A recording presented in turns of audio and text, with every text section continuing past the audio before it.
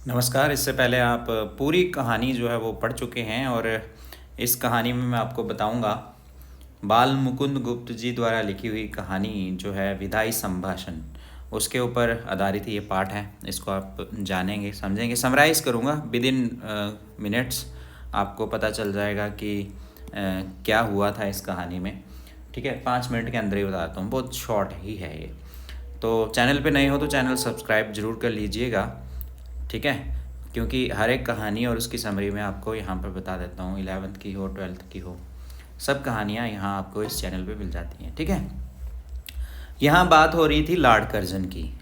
Lord Curzon जो हैं ये इंडिया में वायसराय रहे हैं अंग्रेज़ी हुकूमत में, और 1899 से लेकर के 1899 से लेके 1904 तक एक बार रहे, फिर 1904 से लेकर के 1905 तक दूसरी बार रहे। ठीक है, यहाँ जो बाल मुकुंद गुप्त जी हैं वो उनको विदाई के ऊपर में ना कुछ स्पीच दे रहे हैं। मतलब ये घर जा रहे हैं, मतलब जब भी किसी की नौकरी जो है ख़त्म हो जाती है या किसी को फेयरवेल दी जाती है तो उस टाइम को स्पीच दी जाती है, तो वही फेयरवेल के टाइम में स्पीच है। कि शुरू में ये क्या कहते हैं बाल मुकुंद गुप्त की, जो आया है सो जाएगा साहब, आप भी आए थे आप भी जाओगे। बाद में वो ये कहते हैं कि हालांकि ये विदाई जो है बड़ी कष्टकारी होती है, आप जानते ही हो कि विदाई बहुत कष्टकारी होती है।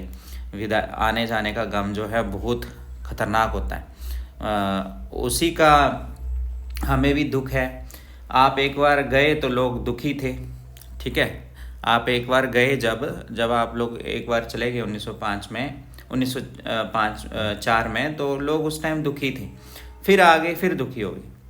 अब मत आना प्लीज़, ऐसा कहते हैं कि अब मत आना, कृपया करके अब मत आना। ठीक है, तो इसने कहा कि आपके आने जाने से कितना दुख हो रहा है लोगों को, है ना। वास्तविक कारण ये था कि लॉर्ड कर्जन के राज में ना इंडिया वाले दुखी थे, लेकिन यहाँ पर एक व्यंग्य है, हंसी मजाक कर रहे हैं, वो मजाक मजाक में ही ताने दे रहे हैं किसको, लॉर्ड कर्जन को। तो उन्होंने यहाँ पर एक बीच में एक गाय का भी वर्णन किया, शिव शंभू की गाय, है ना। एक उदाहरण दिया उन्होंने कि हमारे यहाँ एक शिव शंभू थे, उनकी गाय थी और उनकी दो गायें रहती थी। एक बलशाली गाय थी और दूसरी जो गाय थी वो कमज़ोर गाय थी। बलशाली गाय जो थी वो कमज़ोर को हमेशा मारती रहती थी, लेकिन जब एक बार बलशाली गाय को बेच दिया गया तो जो कमज़ोर गाय है वो घास खोना ही छोड़ दी। अब यहाँ जो बलशाली गाय है ये लॉर्ड कर्जन होगी, कमज़ोर गाय होगी यहाँ की जनता होगी। आप चले जाओगे लेकिन लोग दुखी होंगे, लेकिन क्या है वो दुख किस प्रकार का होगा, उस दुख के अंदर भी एक अलग किस्म का ही सुख ही होगा। ठीक है, तो उसके बाद कहते हैं कि आपका आना सुखद था।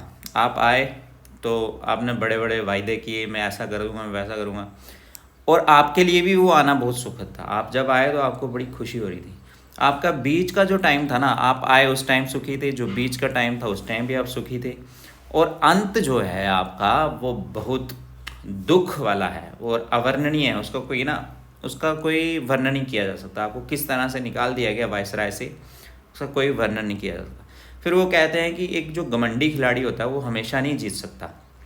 ठीक है, वो अगर सोचे कि मैं हमेशा जीतता ही रहूँगा और जो कहूँ चाहूँ वही करता रहूँगा, ऐसा नहीं हो सकता। खिलाड़ी एक ना एक दिन हार जरूर जाता है।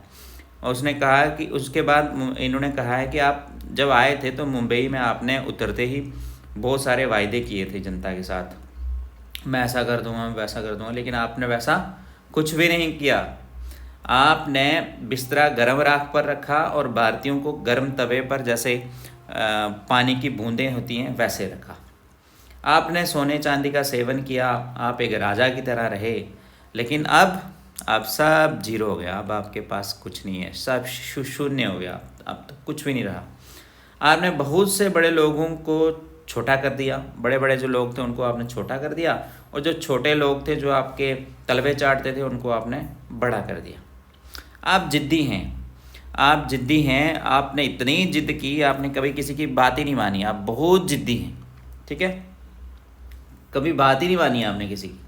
ऐसा जिद्दी इंसान, ऐसा जिद्दी वायसराय कब तक ही हमारे देश में रह सकता था, है ना। और बता दीजिए कि एक शासक के रूप में आपकी उपलब्धि क्या रही। उन्होंने ये भी कहा कि बताओ कि शासक के रूप में आपकी उपलब्धि क्या रही है, आपने क्या किया हमारे देश में।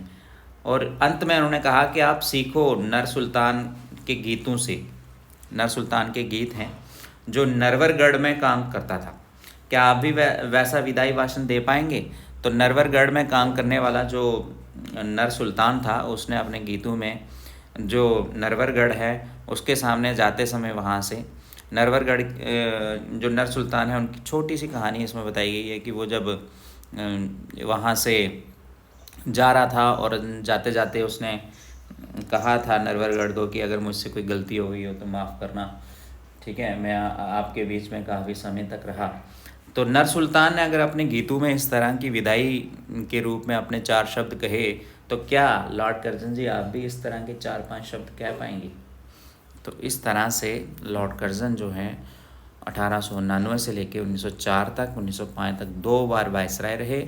और उनके विदाई के संभाषण में जो हमारे बाल मुकुंद गुप्त जी हैं, उन्होंने व्यंग्यात्मक ढंग से लॉर्ड कर्जन की ऐसी की तैसी कर दी।